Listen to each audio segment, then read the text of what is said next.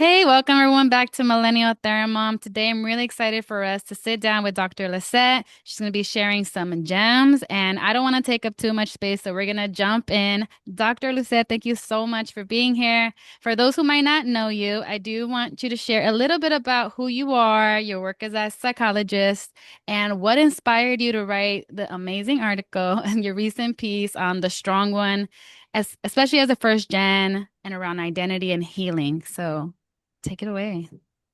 Okay, so two parts, right? Who I am and what Mhm. inspired me. Yes, Uh, yes, so yes.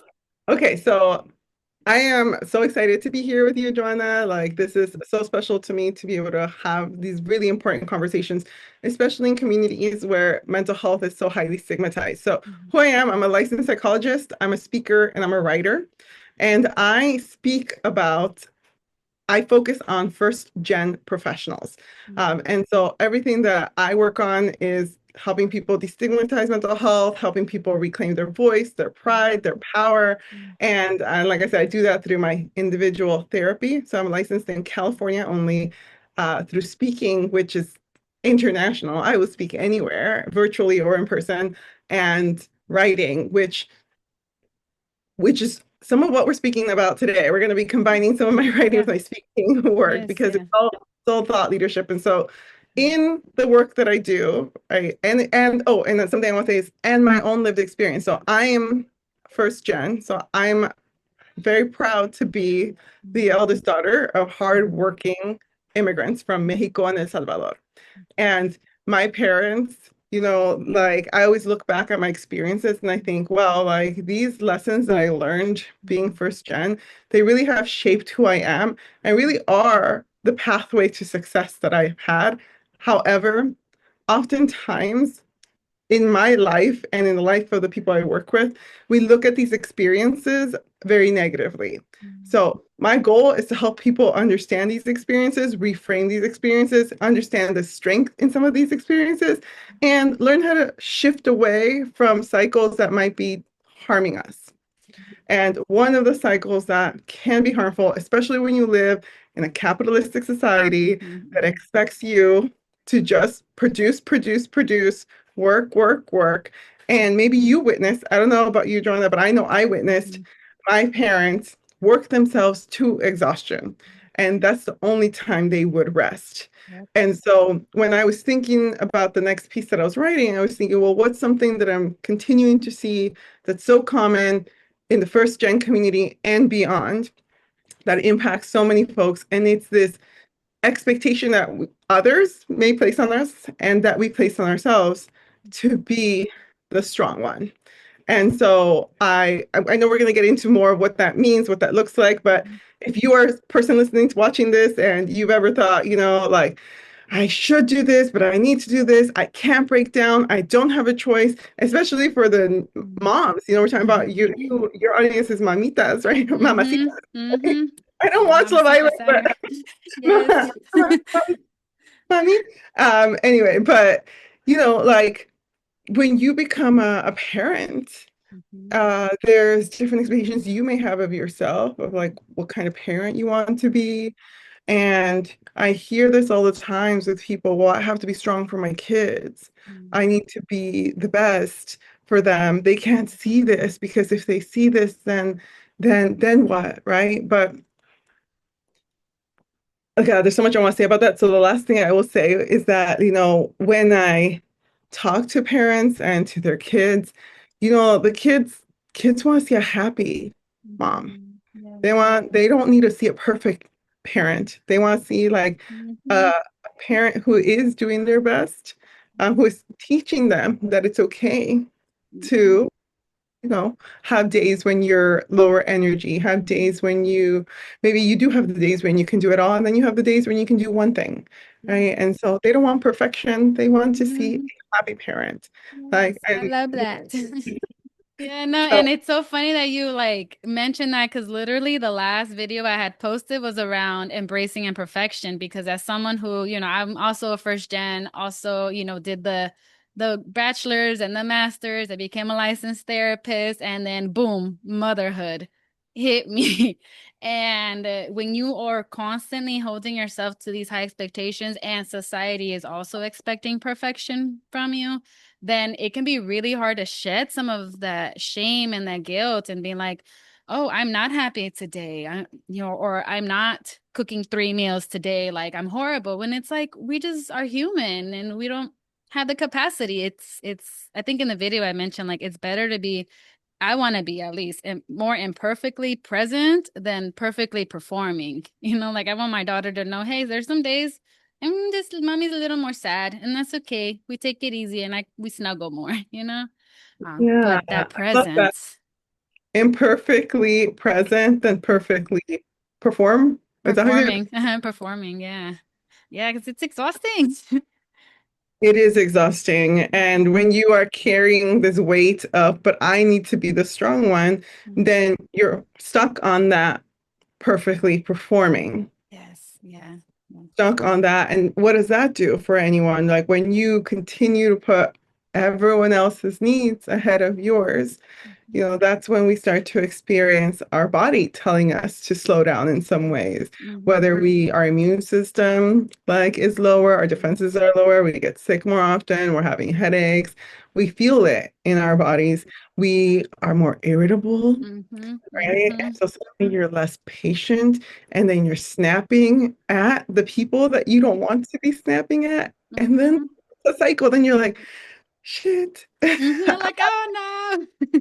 I Yeah. I I did that. I didn't want to do that. And so it goes from one extreme of I wasn't perfect, so now I failed. Yeah. Instead of Yeah. And that disconnection, right? Because like burnout is very real around like in workplaces and in parenting. And burnout, like I have seen is this disconnection from having too much on your plate, too much on your stress, your nervous system, that is just like, "Burn." I'm just kind of, it's overwhelming. It's too much. And Mhm. I know that also doesn't necessarily help our littles either, but it does come from these pressures. So, Exactly. awesome. Exactly. And I know I had a couple of questions that I wanted to make sure that I read them so I Okay. don't butcher them. But so one of them was from therapy to friendships in general in my life. I've seen that first gens do carry this pressure to be strong, even when they feel the emotional and generational weight is too heavy to carry on their own. And I think about the song Surface Pressure from Encanto. I was like, oh, this is about being the strong one, right? So for someone maybe navigating early parenting while still unpacking this strong one identity, what are some suggestions that you would have for their journey? Yeah. So I'm going to refer back to my article, right? So I'm going to talk Yes. to you Yes. three Love it. truths that I have. And these are the things that I share as we're talking about, like, how do we navigate the strong one identity? Because right now we're talking about it. Maybe people listening in or watching are like, oh, yeah, I can relate to that. And so let's go a little bit deeper, right? So, three truths. The first truth is remembering that real strength includes feeling safe to rest. Mhm. Okay. We just talked about everything that happens when you don't rest, and everything that can happen. How beautiful with your daughter that she's like, oh, sometimes we get more snuggly days, um, and and sometimes we get more active days, and she gets to see that there's different ways to exist Mhm. without feeling the pressure of I can only exist in one way, right? So it's not so normalizing that so that we don't continue to normalize over functioning. Yes. Because sometimes what we don't see is that our anxiety is being that we are productive because we're anxious, Mhm. not because we are like actually feeling the energy. So real strength includes feeling safe to rest. The second truth is that you can question or even shed the expectations placed on you. So that's sort of what we're talking about now. And when I say expectations placed on you, I mean expectations that you place on yourself as well. Mhm. And I think you were going to say something. Oh no, I was just letting it marinate. I was like, those Yeah. extras, because that's literally, I feel like in my own therapy sessions and in the therapy sessions that I've had, it's like, who said so? Like we literally have pause and like, who said that's what a good mom is? And I was like, huh, actually, I never thought about it. So it's like you said, that shedding, I just love that visual. It's like what belongs to me and what isn't mine to carry anymore. So. Yeah, well, yeah. Who said that? That makes me think of this trend on social media. Like, who said that? Like when you see a fact and you're like, that goes against the common value that maybe you were raised, like Mhm. uh deeply respecting your elders, right? You like respect them, that you never question them, you never question what they tell you. Mhm. But then sometimes what they're telling you is based on their lived experiences, what they needed often to survive. That doesn't necessarily apply to your lifestyle, to how you want to experience your life, right? And so being navigating that. And so this is a tough one. I want to say it's tough because we can question expectations and then comes the action around questioning the expectations, which is maybe setting some boundaries. And I often share this, but for example, with my mom, when I moved out when I went to college, and she like had expectations that we'd be talking all of the time, and I would be available anytime she called. And here's the thing. Let me be clear. I still talk to my mom every day, even if it's for a few minutes, like, hi, mom, how are you? Because she told me her expectation is, I just want to know you're doing okay. And I'm like, how beautiful to be so loved that someone just wants to know that I'm okay every day. And so I'm just gonna, it's not that hard to send a text or like it's to say if I'm busy, whatever it might be, just a check in. However, this came from a lot of boundary setting because before, when I first went to college, if my mom couldn't get a hold of me, like immediately, the moment she called me, she would panic. And what are you doing when you're a student? Or maybe we can relate it to like when you become a parent for the first time. You're like exhausted, you're busy, whatever you might be doing. You may just not have time to answer in the moment. That doesn't mean you don't get to answer later. But there was a time when my mom didn't get a hold of me. I was in the library studying. I think there was just good reception in the library at the time, and my mom called every single one of my suite mates. She called everyone because she couldn't find me until I had a suite mate come to the library and say, like, hey, Lisette, your mom is looking for you. And I was like, what? She's calling. And then I called my mom, like, Mom, I'm studying. And she's like, I just got so nervous. I got so worried. I'm like, I hear that. I get that. And maybe we need to, it's like, but I need you to understand that if I'm not answering, it's because I'm studying or I'm doing something, but I will call you back. Like, it's going to be okay. So we had to learn to navigate. And even now there's moments, right? So the second choice is again, question and shed the expectations placed on you. But know that like sometimes it's a give and take as you navigate what this looks like in action versus in your mind, right? And then the third truth, and you'll see they're all connected, you're allowed to define strength on your own terms, even if it looks nothing like what you were taught.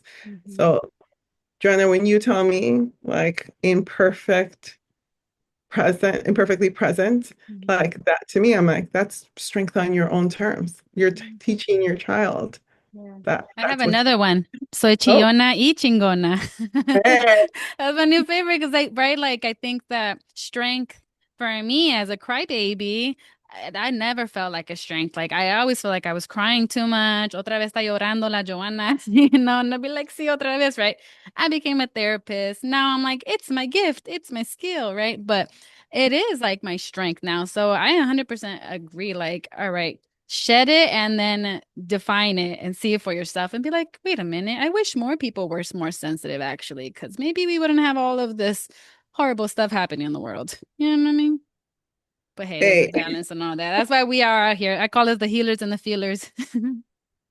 You have so many good sayings, the healers and the I feelers, don't know. I Jonah. gotta put them on a piece of like a piece of paper or something. But yeah, like I love those. They're and it's all I feel like in all of those, you're not telling people like disregard your fat values or disregard your family. It's really like you can honor your roots and your family and your values and maneuver with like groundedness and not anxiety, right? Because I think that true Exactly. story, like earlier on in my postpartum, I did feel like I had to shed some expectations of like what is a good daughter and a good mom, and maybe a good daughter does set boundaries and a good daughter does set limits because like I've heard it said a few times, like boundaries protect relationships. It's not being disrespectful to say, hey, like you can hang out for a couple hours, but afterwards I'm gonna take a nap.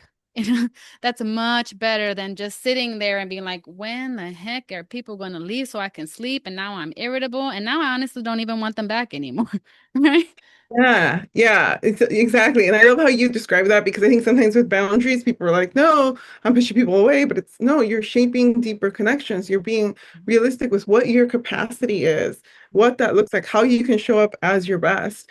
And everyone's best looks different, and everyone's best also looks different every day. And so, but I want to come back and it's like, I love that you talked about being a Chiona. I'm like, I'm such a Llorona, and like Yes. We are. like that's again, that goes back to that truth number, I think it was like number two, the expectations placed on you around like, oh, so the strong one doesn't cry. I'm like, no, the strong one still cries. The strong one has their moments. Um, Yeah. and when we collectively, so like that's why I think it's so special that we're having this conversation as we collectively challenge this perception of that maybe it's a past generation perception of what it means to be strong and this new generation's perception of what it means to be strong. We're reshaping, we're breaking generational cycles of trauma. And, like you are creating a new generation with your children, especially here. It's Yeah. like who has a Yeah. different set of values and can hopefully navigate the world with a little bit more self-compassion.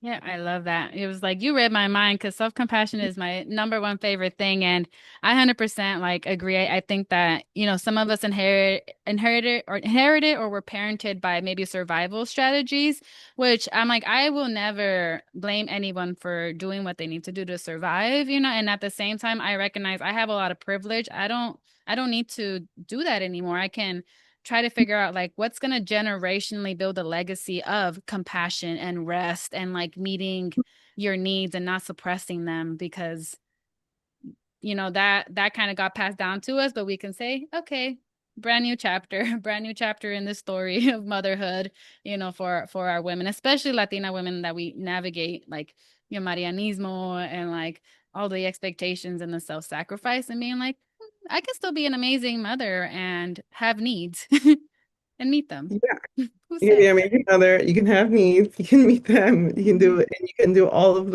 the things. Maybe just not all at the exact. Like you're an amazing mother, but doing all the things isn't what makes you an amazing mother. It's Exactly. being able to discern what you need and what you can do at any given time. Exactly. Exactly. And I know we're kind of wrapping up, but let's say there's somebody on the other side that is connecting with it. I know we've talked about boundaries, but what are some other ways that maybe first gen-ish, I call first gen-ish because like anyone who feels like they connect to the first gen experience, first gen-ish parents can do to honor this capacity and redefine strength? Like what are some practical, additional practical strategies you would suggest? Yeah, yeah. So I'm like, there's so much, but I want to just simplify it, right? Um, and I think with this, it's, when you're a new parent, I think there's a lot of what's the best way? Like there's a lot that gets triggered from maybe your own childhood, Mhm. right? And so I think I'm gonna stay in the self-compassion lane. So one thing I will say is like what talk to my clients about when they think back to a memory, and it's a difficult one, particularly when it's focused on the behaviors that they engaged in, and they think back, they're like, ooh, that was so cringy that I did that. That was so problematic that I did that, or that was so problematic that I experienced that, whatever that might be. Um, to try to look at that with self-compassion because what's happening there, this is a growing pain. You are not the person that has that same value as whatever experience happened to you. Mhm. And it's okay to have a reaction to that. And so that applies to when you're thinking about your past self, and that applies to when you're thinking about your current self in moments that maybe you do become a little bit irritable. Maybe you do raise your voice in the way that you didn't want to. If your reaction after is, well, why I that makes me uncomfortable that I did that, that's your self-awareness Mhm. and that's growth. And so hold on to the piece that tells you that that's not who I want to be. Instead of blaming yourself, focus on, well, what can I do to help me be who I want to be the next time, right? Yeah. So I want to go back to the example that you shared before, which if you have people over and you're like, I only have capacity to have people over for an hour, and we don't express that need, maybe because we want to spend more Mhm. time with the people. Maybe we want that, Mhm. and but we're not honoring our need. And then, you get irritable. You're like, I never want them back. Like it goes from one extreme to the next. Mhm. And I'm saying, okay, I'm feeling this way, but what I need to do really is to honor the needs that I have. Like have self-compassion for the fact that I got irritable, for the fact that I never want to see these people again. Um, because that's not the reality. It's like it's okay that I feel that way Mhm. and honor this need and was implement that moving forward. Yeah, yeah. And I think it's great modeling too, because I have very many examples of, like, for example, things falling on the floor and crashing. Like, maybe in some certain parenting, it'd be like, like a big reaction, limpia eso. And it has happened to me and my daughter already, where something has fallen and I have that, I want to yell, and I'm like, it's okay. Mistakes is how we learn. But it has only been able to come out because I have to tell myself that, like, I'm literally learning. I'm new at this, and I think that's where, like, the beautiful, like, generational legacy of whole, of healthy, like, people, humans can start, because it really starts internally. So I appreciate you just highlighting that again, because 100%, I wish more people were kinder to themselves in those moments when maybe they don't meet the expectation that they thought they were supposed to. Yeah, and I think it's like I hear you. It's like I want to give people something that's really tangible, but I think if we're gonna be honest about the experience of being a new parent, it's that is the one skill set that will then help everything else. Mhm. If you can have that self-compassion, that moment where you can pause and say, it's okay, because I'm still learning, I'm still growing, and I am committed to doing better next time. But to really do better next time, I have to know what I need, right? I have to know what I need. And so, because if we're just like, I want to do better, I want to do better, but we continue to let everyone else choose for us, Yeah. then we're going to be stuck in that loop, which is why, again, that mindset of being the strong one, of Mhm. just taking it all, is a form of self-sabotage Yeah. because Yeah. you're 100%. not, yeah, you're not allowing yourself to Yeah. fully. Yeah, I have one more example too, because I think that this happens a lot, is that, especially, I call myself, again, stay at home-ish, because I'm mostly at home and then I do, some therapy and content. But one thing I notice about myself is that I tend to be more irritable when I'm trying to parent and work, right? When I'm trying to parent and post, or parent and coordinate something. And for me, self-compassion looks like, don't put anything in the times when you're going to be with your daughter, because you're going to get mad at her because she's clicking all of the stuff. So how about we be self-compassionate to the whole family and just really try to do one thing at a time as much as possible. It doesn't mean that it's always a, realistic, but even like that, noticing for yourself, when do I get most triggered? Oh, when I'm trying to do this, this, and this. What can change? Oh, Yeah, I guess I don't need to do that and that. Like, being present is enough. Like, yeah, especially with a baby, with the toddler, they just want you to be there sometimes and play. yeah. That's all they want. That's all they Yeah. want. Yeah. And like I said, they want a present parent. They want to see a happy parent. And a happy parent only happens if you're taking care of yourself. Yeah, awesome. Well, we really appreciate you, Dr. Lisette. Before we close, can you just share with folks where they can read your article, and then how they can stay connected with you and learn more about you? Me on Instagram at the First Gen Psychologist. You can find me on LinkedIn also as the First Gen Psychologist, or Lisette Sanchez, PhD. You can go to my website, which is calatheawellness.com, and I'll briefly speak to it, because if you see my plants, I love Yes. plantitas. Yes. Calatheas are a species of plants that's kind of behind this bamboo right here. They represent new beginnings, or to turn over a new leaf. And Mm. I specialize in first gens, and as first gens, we are the new beginning for our familias. Oh, So yes. that's how I view that. So just a little fun fact. And if you follow me on any of these, you'll see that the article's linked. Article's Yeah. linked on everything. The link in my bios, the link in my things, and so that you can read more about it, or you can just go on oprahdaily.com and search like the strong one, and you'll be able to find that. Or search me, Lisette Sanchez on there, and Yes. you'll find that. But Beautiful. something that will encourage people is that I do have a newsletter, and in my newsletter, I have these free guides that I'm providing only for this year. So it's 2025, and you're watching Mhm. this. Go Mhm. to the link, or you can go to healthywellness.com or the link that's again in the show notes. Sign up for my free newsletter. You'll get monthly updates, and what you will get are two free guides, one to help you navigate imposter feelings, and the other one on managing this guilt that we often experience as first gens. The guides are called First Gen, Sin Barreras. Mhm. And if you know, I you love know. that. If you know, you know. You know? But please check that out. That's a free resource that I have for folks. I work really hard on these because, like I mentioned earlier, like one of my biggest goals is to destigmatize mental health, and that a big part of that is to do have conversations like this or do other and have other resources that help people take that initial step in a place that feels safer for them. It's beautiful. Yeah. And I'm part of that email list, and the guides are beautiful, and they really do speak, I think, to like the experiences and the struggles that are unique, with the certain cultural and generational weights that we carry. So thank you so much. You're doing amazing work, and I'm grateful to have connected. And y'all go check her out and read that article. It's just amazing. I hope y'all take care. Hey everyone.